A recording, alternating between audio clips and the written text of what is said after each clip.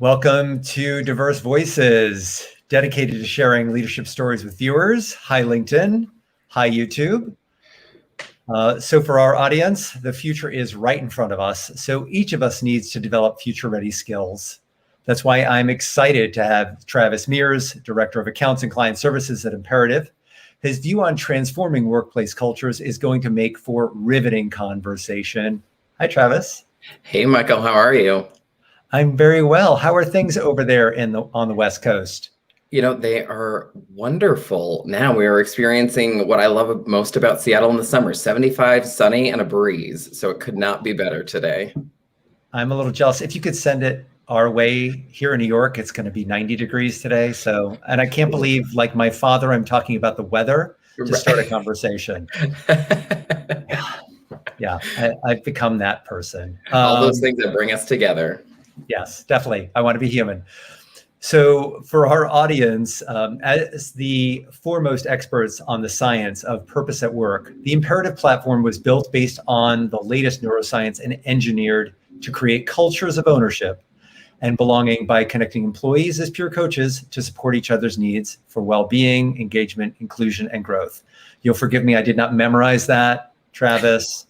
Saw my eyes. No worries at all. Super excited. Travis, I know that you and I have worked together with some clients for the last year. And I was really intrigued when we were talking a little bit about your background, how you arrived at the opportunity to be at Imperative, but also more importantly, the skills you took from your work history to become a valuable member at Imperative. So I don't know if we need to dial back to your time in Vermont, but maybe you could share a little bit of your story. Yeah, no, I appreciate that, Michael. It's interesting. I think I shared during our prep call for this conversation, I think for me, it took me a long time to really feel confident in my career trajectory. I grew up in Vermont, very small state. I went to college in Vermont to study public relations and media communications, thought I was going to be a big PR executive in New York City at some point in my life, and then became an overly involved student leader on my college campus. And then, boom, went to graduate school for 2 years to study higher ed administration and student development. And I worked in higher ed for 10 years domestically and internationally, and then transitioned actually into the nonprofit sector because I was missing something. Something was missing in that experience. I wanted something bigger. I felt a little bit closed in on a college campus and knew that for me, I needed to understand what else was out there to have a bigger impact, to be honest with you. So I worked in the nonprofit world for about 6 years. And then before coming to Imperative, I was the development director for the largest LGBT and allied chamber of commerce in North America. And interestingly enough, I heard about Imperative through a former board member of mine. She said, there's this company doing a lot around purpose and fulfillment at work.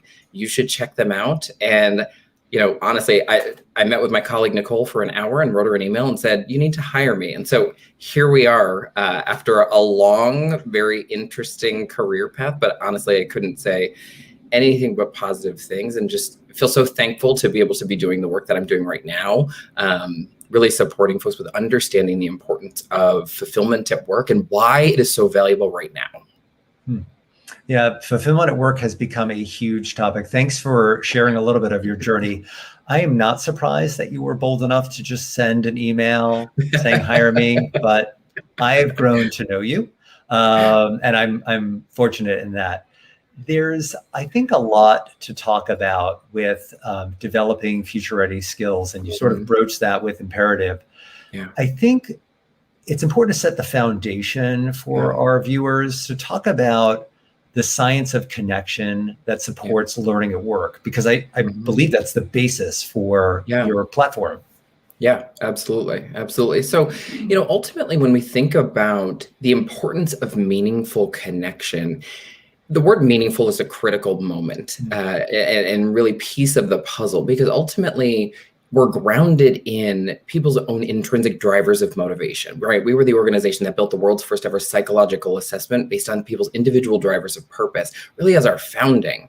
And then being able to bring that to life through really the mechanism of meaningful connection. And when we talk about meaningful connection at Imperative, we're talking about interactions that have three things in common. They're positive, they're consistent, and that there's a level of vulnerability associated with every interaction. And so through that process, we lean into the fact that we're social beings at the end of the day, and in service of our own learning process, we have to bring learning into a social space so that there's the ability to go back and forth with a peer to be able to reflect and ultimately make meaning on those different elements of learning. That is so powerful. It makes me really recognize and want to acknowledge that peer coaching is about that relationship. So there's definitely a difference between perhaps different ways in which people coach. When I talk to leaders, I was like, you may be in a position where you're currently telling your team members and counterparts certain things, or you've evolved to the point where you are teaching them to some degree. And sometimes telling really is important. They have to be direct. But then there's opportunities to coach people, and it creates a different dynamic. Given that, can we talk a little bit about the difference between mentorship, executive coaching, and peer coaching? Yeah, absolutely. And I think I appreciate the call out, Michael, because it's so important to understand that there actually is a real difference between these three pieces. And to be honest with you, they're important. All of them are important. I think one of the things that I find with working with various organizations is that we're oftentimes looking for sort of that silver bullet approach. What's that one thing that's going to ultimately solve all of our problems? And my coworkers joke that I will always use the phrase, I'm a both and kind of a guy. And so I think that comes very much into play when we talk about mentoring, executive coaching, and peer coaching. And so for me and for us, and really that definition of mentoring is it's advice or guidance that's provided typically by a more experienced or senior level person, right? It's more sort of that top-down approach. And most often it's a point in time, right? You might be struggling with a challenge at work and then seeking out the advice of a mentor to say, what should I do based on your experience? I would imagine when you and the team at Saterman are executive coaching folks, you're helping them form really bigger relationships around the goals that they have and helping them achieve a specific set of goals, right? Because often when we look at executive coaching, folks receiving that typically have some level of managerial responsibilities in an organization. And that can be both point in time, but also a continuous process, just depending on the specific goals. When we talk about peer coaching at Imperative, it's more about the process of partnering in a thought-provoking and really creative process with a true peer that you're working with day to day. And when I talk about true peers, I'm talking about folks in similar roles. So individual contributor to individual contributor, manager to manager, right? Because there's an inherent sense of psychological safety presented when you're bringing those two folks together. And so with that relationship, it's really all inspiring the maximization of an employee's relationships at work, their sense of impact at work, and their sense of growth at work. And when we look at peer coaching on Imperative, we like to think of ourselves as really the vitamin you take every 2 weeks in service of bringing yourself in more alignment with what fulfills you consistently. And really the beauty in that is, and really the reason we're called Imperative, so very much a pun intended here, is that after every coaching conversation, folks are walking away with an action they're committing to completing prior to their next peer coaching conversation. And that's ultimately in service of them shifting their behavior and really surfacing what's truly imperative for them in the moment to tackle with regards to either their relationships at work, their impact at work, or their growth. That distinction is really important. I start to think about your point of peers and the way in which you're creating that psychological safety. Yeah. Because historically, in a lot of businesses, we would look at our peers potentially as competitors. One of us at some point is going to go up the ladder and the other one will not. So I think for those watching, for Rowan, for Nicole, for Josh and others, and I'd love to hear their thoughts and their questions around coaching. I think there's a lot of familiarity with the idea of coaching. It's going to be a coaching moment. I'm going to be having that safe space with someone who's an outsider, right? Which is very different from mentor, because a mentor can often know about the culture that you're working in and maybe have some inside knowledge. While when you're working with a coach, they only know your lens of the situation. But within peer coaching, they may have a different view of the culture as a whole, or maybe siloed because of the nature of that size of the organization or who you're paired with. But in essence, there is that shared ethos that I think can carry people forward in a conversation that I think is really invaluable. The idea of language, and Rowan called out your statement of both and yes. So she appreciates your open language. But I think for those people who have never been coached before, there's this opportunity to understand the helpfulness of it. We may have seen on TV those who are being coached, they think of it like a therapy session, which it's not. And certainly peer coaching is nothing like that. So how does peer coaching help those who've never been coached before? Yeah, it's a great question. And I appreciate that point, Michael, because I don't think societally we do a great job of giving folks permission to seek out support. Right. And so there's that piece of it in and of itself. And so, as an educator by training, I often lean back into a very simple theory that I learned in graduate school. And it was created by this man named Elliot Sanford. And that's the theory of challenge and support.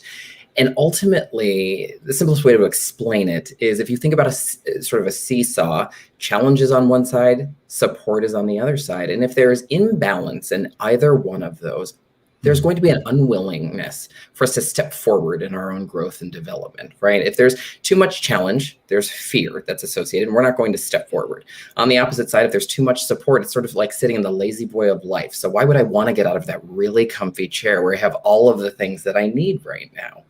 So with peer coaching on Imperative, the beauty of it is that we've designed it so that there's no preparation necessary for folks to be able to enter into a coaching conversation, right? Creating an opportunity for it to be accessible for everyone so that it's easily incorporated into their day-to-day workflow. But also the platform does the work for them. And so you could be a trained executive coach. You could be someone where coaching is a brand new term to you, and you're stepping into this experience for the first time. And so the platform then walks two peers through the conversation by surfacing powerful questions for each person to reflect upon in service of bringing forward an aha moment, a breakthrough, if you will, where that moment is that light shines behind your eyes and you just sort of have this epiphany and think, my gosh, I'm so glad I just had this conversation. And so in a lot of ways, our goal on Imperative is that we want to really democratize coaching and be able to bring it to everyone, because we know often in organizations, resourcing around executive coaching is typically reserved for the highest levels in the organization. And ultimately, by being able to bring it forward to folks who are manager, individual contributors at an organization, we're ultimately creating a level of equity across the organization in service of each person being able to lean in to what fulfills them consistently and identify what are those intrinsic drivers of motivation that they want to be able to lean into to really help them discern what are the most meaningful parts of their job so that they can then identify what are those areas of growth that I might want to lean into a little bit more, so that at the end of every conversation, they could walk away with really a tangible action, right? So then there's that social accountability with them and their peer coach, who, to your point, is somebody in the organization who has a level of relatability that can empathize maybe because they're having a similar challenge in a different department or an organization. And so, for those folks who are unfamiliar with coaching, in my personal opinion, I think peer coaching is one of the safest places you could step into, because psychological safety is a number one priority for us at Imperative. And by providing a space for folks to really lean in, to remove those metaphoric masks that we all often wear in a professional setting to really show up as their true authentic self, I think provides a really great opportunity for folks to understand, one, who are they and how do they want to show up, and what areas do they want to really lean into in service of their own growth? That's really beautiful and interesting in two different ways for me. I I want to reflect back your points around equity, Yeah. because there's so many opportunities for people on their learning journey to step into a space. And I'm Yeah. trying to, as you were talking, I was sort of flashing back to my first job. Yeah. And granted, cultures are all different. My culture, the culture I stepped into in my first role was very much, here's your onboarding experience, but it was kind of heads down work. Right. What I'm hearing from peer coaching is it gives every individual at every level, especially I think where it's impactful is those who are early in their journey, to get that moment to step away from the role itself and get an outsider's perspective for someone who may not be invested in the success of that project, that task that the team is focused on. Right. Obviously, my boss agrees. Right. I know, they just stepped in the room. I love it. Yeah. Well, so sometimes you say something wise, it is meaningful. But there's that component of coaching that I think teaches others new skills. Yeah. One of the powerful things I learned early on was how to ask an open-ended question. And certainly I have my moments where I need to ask a direct question. Right. But through the platform, that's not an inherent skill that's learned by so many in high school or college, if they have the ability to go to college. Right. And exactly. And I appreciate that call out, because ultimately, when folks are going through peer coaching, to your point, they're practicing, right? We know in order for folks to really develop a skill, they have to practice it, right? I coach CrossFit part-time outside of my work at Imperative. And, oftentimes I'll tell folks it takes you 10,000 repetitions to become really proficient in a specific movement in a way that allows you to keep yourself safe, right? And it's similar with developing your own coaching acumen, right? We're role modeling on Imperative. This is how you ask a powerful question to a colleague to surface a specific level of reflection, right? Because to your point, oftentimes we're in a space of getting those yes or no's very quickly so that we can continue to action and to move forward, right? We live our lives right now by the click of a like button. And so we want that instant satisfaction and gratification. And so by taking a moment on Imperative, you're slowing down.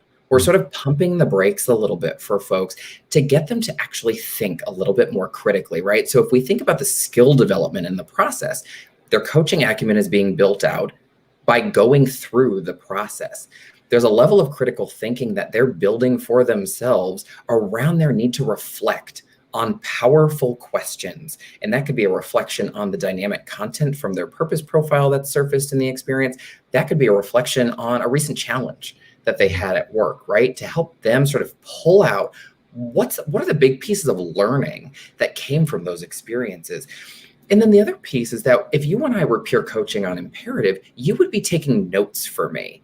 And so the reason that we incorporate that piece into the platform is, one, so that I, as the coachee, would have those notes later to really continue that reflection process, but also to put you in a state of active listening as my peer coach, right? So that you're not listening to respond, you're listening to listen as my peer, to then give me the space to surface what needs to surface for me, right? So again, it's that coaching relationship, and it's not shifting into you giving me advice for something that I'm struggling with. Yeah, I can see how that creates impact and develops a meaningful relationship because of its reciprocation, as well as learning new skills. So many, especially in a world of instant gratification and social media, are trained or have exercised a muscle whereby I'm thinking of the next thing I want to say rather than listening to what you're saying and listening to your issue. And what's beautiful about this is the platform puts people in a position of serving. So there's a multitude of elements that sort of guide my participation within the peer coaching environment to think of you and growing you. And obviously it flips around and starts to grow trust. So when we're talking about the meaningful relationships as a whole, you mentioned what it offers for meaningful relationships because we're building trust. We're both having a shared experience. I'm really curious, how does that inform and support growth and development? Yeah, I think such a great question, because it's one of those pieces I hear often from HR leaders to say, over and over, I hear folks saying, we want our employees to own their own growth and development. Hmm. But oftentimes, those are words. There's no actions put into place to give folks the opportunity to own their growth. You and I talked previously about, again, I'm going to refer back to education because I think it is such an interesting piece to folks' experience. We're socialized going through education for 20-ish years, depending on how many degrees you have, to follow a syllabus and to be led through a learning process by a faculty member. We take that mental model with us post the classroom. And so I think oftentimes we forget that we were socialized in a way to receive learning that's static mostly in nature and driven by someone else. So when organizations are saying to their teams, we want you to own your growth and development, folks will walk out of the rooms where those announcements are made and they'll wonder, okay, that's great, but how do I do that?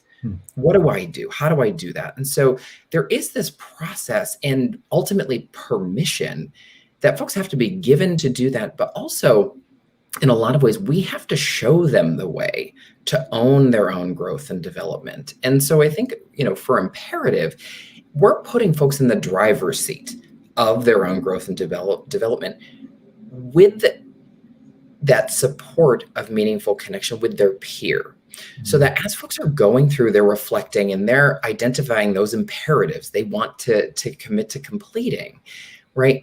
They then have that social accountability from their peer who's going to check in to say, hey, Michael, did you complete that action we talked about last time, right? So it's starting to help them understand that I'm actually in charge of my own growth.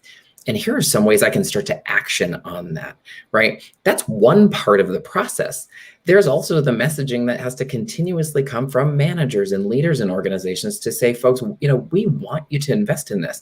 Organizations also have to give their folks time to do that, right? Oftentimes, I like to relate growth and growth and development in organizations as sort of arts and music and education. When things are challenging and budgets get tight, what's the first thing that's cut, right? Typically, growth and development funding. And so that's the other piece of it, Michael, is that, again, it's not a silver bullet approach. It is multiple factors have to be true in service of folks stepping forward. The other piece is that, I talked about the importance of challenge and support, right? The challenge comes from those new moments of learning, whether that's a workshop someone is going into, or it's a new piece of content somebody's digesting. That's the challenge. What's the additional support mechanism we're putting in place to really bring that forward and bring it to life for folks? Because if we think about how people learn, right now, I'll refer to sort of that 70-20-10 model, where 10% of learning is sort of that formal learning. We're sitting in a workshop, we're sitting in some sort of module online for folks. That's great. But the majority of the learning comes from the 70 and the 20 piece. So then my question to organizations there, how are you continuing to bring that forward as the priority in service of bringing that 10% to life? And with imperative, that's what we have the ability to do. Because when you think about that 20 piece, that social piece, right, it's learning from another peer, but that 70 piece is the experiential part of the process. And that's so critical. That's why in college, we all have some level of an internship, right? Because then that's the experiential piece that we're really leaning into. And so I think by bringing those factors forward and giving folks, again, that support along with the challenge, there's a willingness to step forward a bit more. And the messaging supports folks with maybe unlearning some of those habits around sitting in a classroom waiting for your faculty member to drive the learning for you. I appreciate the way you've just touched on the power of unlearning, but want to reflect for a moment. There's so much to be said around that 70%. And I think of individuals who think that I want to be a manager, so because I'm an expert at my field to some degree, or I want a promotion, I want a raise, I want the financial reward that comes with it, I want the acknowledgement that comes along with it. But it's important to remind people that when you're a manager, you have a responsibility. How do you conduct your meetings? How do you mentor your team? How do you guide them in the moments you're all working together. And I Right. reflect back on an experience I had working with a CEO.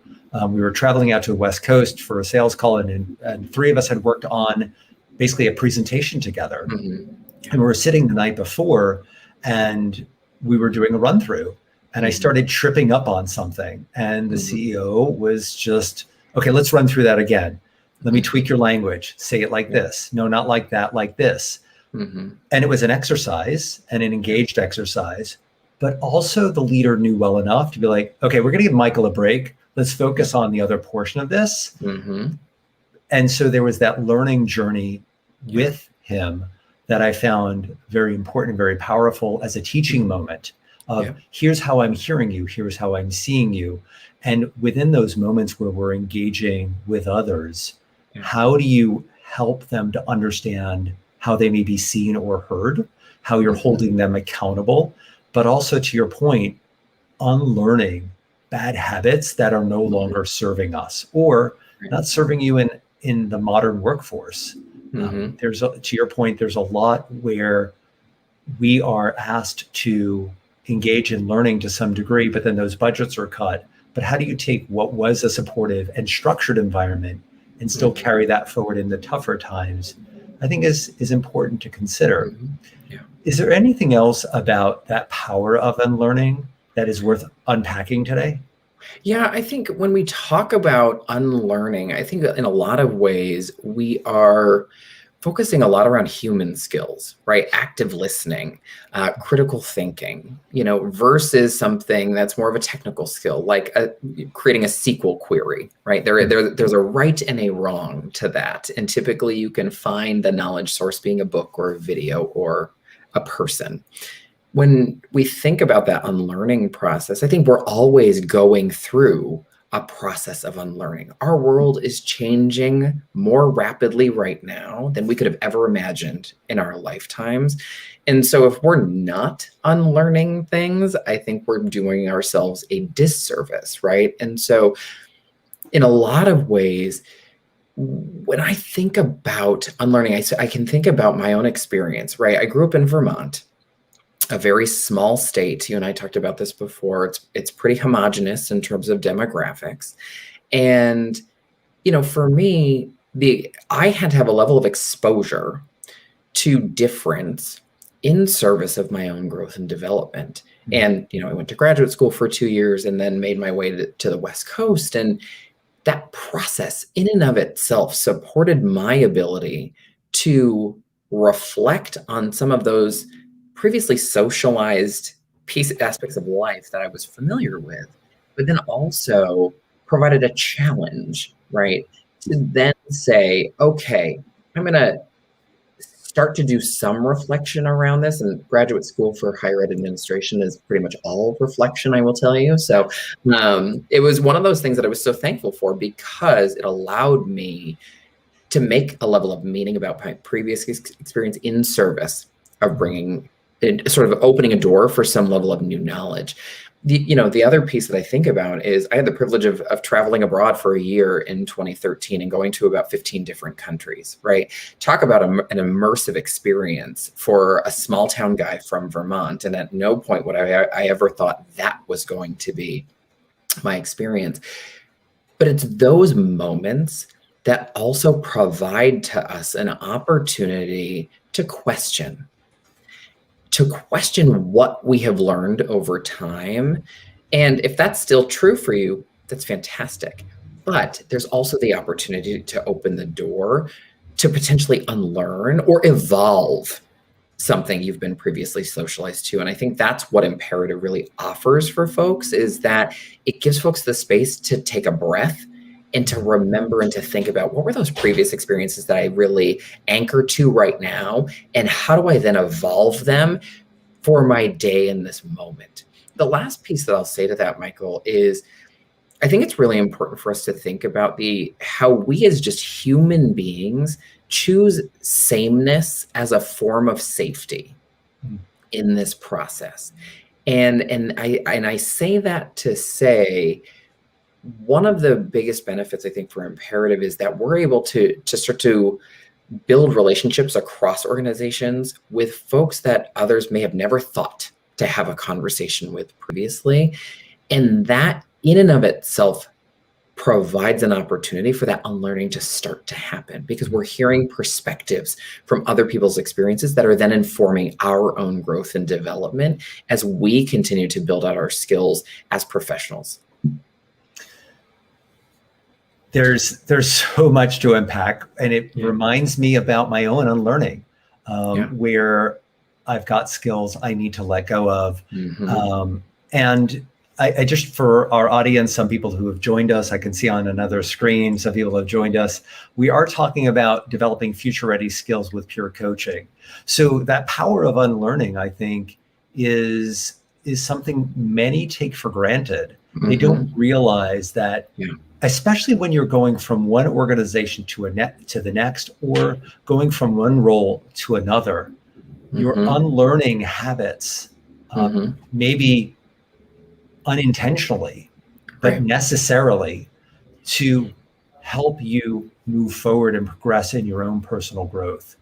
So there's an element of coaching, and what I've found really interesting about Imperative, and some of the feedback that we've heard, when we are talking to individuals who work in a culture that is a little bit more open, or from a team that is more open, working with an active manager who's reinforcing some of these conversations, who's checking in with their team to say, hey, everyone, I know we had peer coaching that kicked off 2 weeks ago. How's everyone doing? Right? I don't know that every manager might do that about any training. They might treat it like a one-off. Is that peer coaching can be pulled a bit off course early on when your peer is not a true believer, or hasn't really accepted that this is where we're going to go. Here's how we see this benefiting you. And I'm curious, either in relation to peer coaching or other, what's the engine that keeps people going in coaching? Yeah, I think first and foremost, what I really ground in is the importance of expectation setting, right? And setting the expectation that learning is a process, not an event. And no matter how many degrees someone has, what level of leadership someone is in currently, there is always learning to be done. And I take that as an educator by training, but just that's a core value of mine as a person, that as being a lifelong learner is absolutely critical, especially in the space we're in right now, with so many things shifting beneath our feet as we continue to go forward. You know, for us on Imperative, we look at this process of learning as sort of a rinse and repeat, if you will. So it's that reflection, it's the application of those reflections, and then it's measurement, because what gets measured gets managed, right? And then you repeat that cycle as we continue to go. And so, you know, with it, we know that we talked about this earlier, but number one, for this to really stick in an organization, there's that permission that needs to happen. There needs to be a level of grounding from senior leadership to say, we value this, and this is how it's going to support you in your roles, right? And then we need leaders to step in and role model, right? It is absolutely critical. If you're my leader and you're saying something is valuable to me, I need to see you doing that as well, so that then there's that social learning, there's that mimicry, right? And give you, again, that's that nonverbal permission, if you will, right? But then from the user standpoint, and just the employee experience, it's the connection. When we have meaningful connection as human beings, right? There is something special that's happening when we feel a connection that's positive, consistent, and vulnerable. Our bodies actually have a physiological response where we produce a chemical called oxytocin that's only produced 2 other times in our lives. 1, when you're nursing as children, and 2, when there's intimacy between you and your partner. And so that connection that we feel with our peer through these coaching conversations, that's one of the big pieces that keeps folks coming back to the experience. The other piece is that in that experience in and of itself, the goal here is that they're having breakthrough moments, these ahas, Michael, that they would not have had previously. So, and that's on us at Imperative to build an experience for folks to have the space so that they can surface those truly powerful reflections. But then the other piece is that we're moving a mile a minute now that many of us are in a posture of work from home and have been for almost 2 years. My gosh, I can't believe I'm even saying that. So then it has to be easily incorporated into our workflows as well. And so again, it's there's a lot of both ands in this sentence, in this commentary, is that there's got to be a lot of things that are true for an organization in the service of it being sustainable, right? I talk to a lot of partners of ours who say, gosh, we just don't want to stand up another 90-day HR initiative. And I agree. I think folks get fatigued from that. And so there are ways that we have to hold ourselves accountable at Imperative to build best practices to support peer coaching with living on. As I said, it's a continuous process. We're going to be that vitamin you take every 2 weeks versus that really virtuous meal of salad you eat after a big celebration or, a party of some sort, right? And so we want to lean into that. And so the goal for my team is for us to ultimately support our partners in thinking critically and being innovative, so that, one, we can catch folks a little bit off guard. I think we're pretty proud of the fact that we're pretty disruptive in the workplace right now when it comes to HR tech. So there's that piece of it. But ultimately, our goal is also to establish a firm level of roots in an organization so that folks continue to see the benefit, not only from the personal piece, but if you are my manager, you're seeing me show up differently because I'm feeling ultimately more fulfilled, but then also the organization is being more successful at the end of the day because we're seeing greater results because of the fulfillment I'm bringing forward in my role. That fulfillment is so attractive and endearing because it becomes the stories that employees tell when they're, and talent tells when they're engaging with their colleagues, engaging with their friends, engaging with prospective new hires. So we can talk about that. And I always think of those moments where you leave one culture and go to another. To your point, the behaviors that leaders show are the ones we're going to carry away. It's not what's said, but it's what's shown that becomes most impactful for that mimicry, as you pointed out. And moving into a new culture, those first 90 days are critical to understand, what are you seeing? An employee who sees the value in standing back and observing what others are doing so they can fit in is a critical juncture. And if they're stepping into an environment where peer coaching is acknowledged and building those relationships is enhanced and advocated for, it creates an entirely different foundation for the way in which those people are going to work together. And I think that there's opportunity for organizations to just look at, if not peer coaching, what mechanisms and strategies are they putting in place to evolve the culture to a point where people can question, people can grow in some way by taking control of their own growth. It also is important that they're trained in what that growth looks like. What's the best behaviors they need to model? So this has been an amazing conversation. I know you're getting a little bit of a worldview in stepping into HR the way that you have with Imperative. And I'm curious, as we close out, if you could fast forward 5 years from now, what HR policy would you love to see put into practice?